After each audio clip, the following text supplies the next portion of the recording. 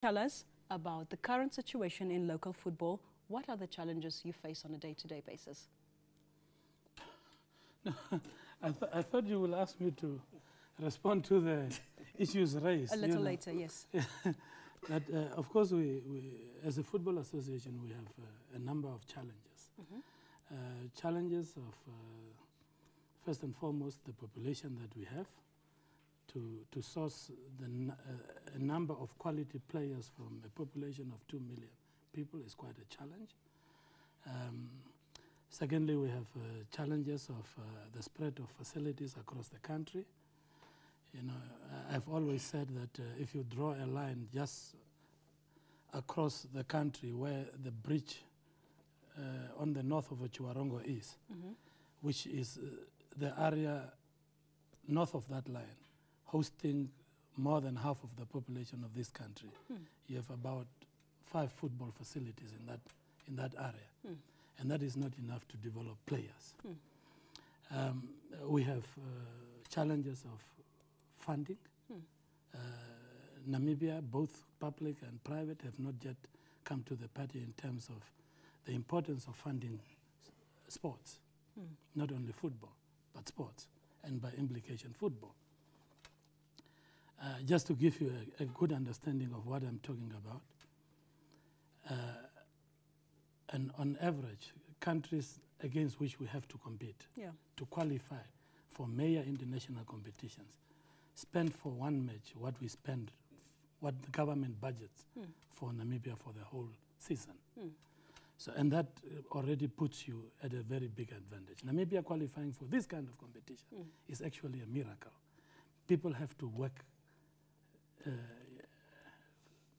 I nearly used the wrong word, but people have to really work, sweat blood to make it possible for Namibia to have qualified for Burkina Faso, for Ghana 2008, to win the COSAFA Castle Cup. All this is not because of the funding that we receive. It's because of the work that is being done away. In any case, most of the time when we receive the money, the competitions have already taken place. So, so it's not really about. There are a number of. I can feel the whole program with the challenges that we face. But these challenges were there when you were the first Secretary General of the NFA as well. I think the money that was available must have been even smaller. We were just coming out of independence, many competing priorities in the country. I'd like to hear your voice in regard to, are these the same challenges? Have they changed? Yeah, I think let's come to the point why we're here tonight, because there's no Premier League football. And that states something. Tennis has lost sponsorships. Cricket has lost sponsorships. Rugby has lost sponsorships. All these codes. But the sports never came to an end. How come that the best funded sports in the Namibian context, soccer, football, came to a total end completely, because the sponsor walked away. It's normal for sponsors to end relationships, but it doesn't come to end in sports. So what I'm trying to say is that let's learn from that. There's something we didn't do right. Therefore, let's sit back, take a proper look, and see how we can address that shortcoming so that we don't end up in the same situation again. So it's not a simple issue of money. There are serious governance issues that have to be addressed. Okay, can I bring Mr. Kairiri in? From your perspective, sir, what brought us to the situation? Yeah, we must unpack the reality, the bitter truth, because people will get agitated when realities are coming on the table. The country is falling apart. Countries that are not hosting leagues are at war. Namibia is about to go to war. If situation is telling us. Can you contextualize your statement? What do you mean? I'm saying it because the leaders of this country has failed sport. And that's where we start. About all the leaders. Because sports is not in NDP form. It's nowhere on the Harambee Prosperity Plan. So if we want to fix things, we must start there. The next morning, the president must call everyone to State House and say, how do we incorporate sports into our developmental policies? Because when we are breaking up the cake, you start at what do you want to do in a country, and sport is nowhere to be found. Second thing is, you do not expect someone to give you 24 million with this document.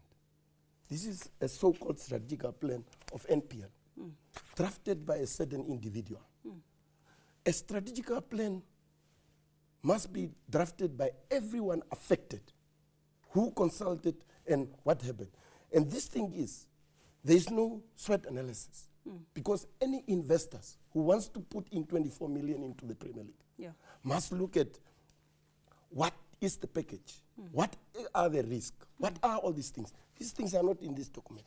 I have been running institutions, and this is not the way you find 24 million. Okay. The other thing is, football administrators must start disowning football and start running it. That's where the problem starts.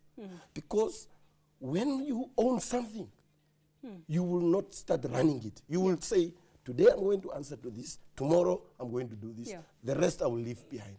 Very good. Now, what is clear from the discussion so far is that sports or football does not appear on the national agenda. I hear statements being made about it's not in the Harambee prosperity plan, for example, that it's not valued as a key strategic goal, perhaps, for the country, not enough funding, not enough facilities. All of this time, 26 years, have we had a conversation about this to move this conversation forward? Or we waited really for the fallout for this year so that we can have this conversation? Mr. Rukoro, your response, please. I don't know how the discussion will unfold, because I thought you asked me a question and you asked Mr. Kamungu a question, so that the discussion moved in a certain direction. But unfortunately, I think my colleagues, my fellow colleagues here, choose to answer their own questions. And in that regard, I want to start by saying that 1998, as you said, as you said in your opening remarks, was about when we started, and about when Namibian football was played for nothing.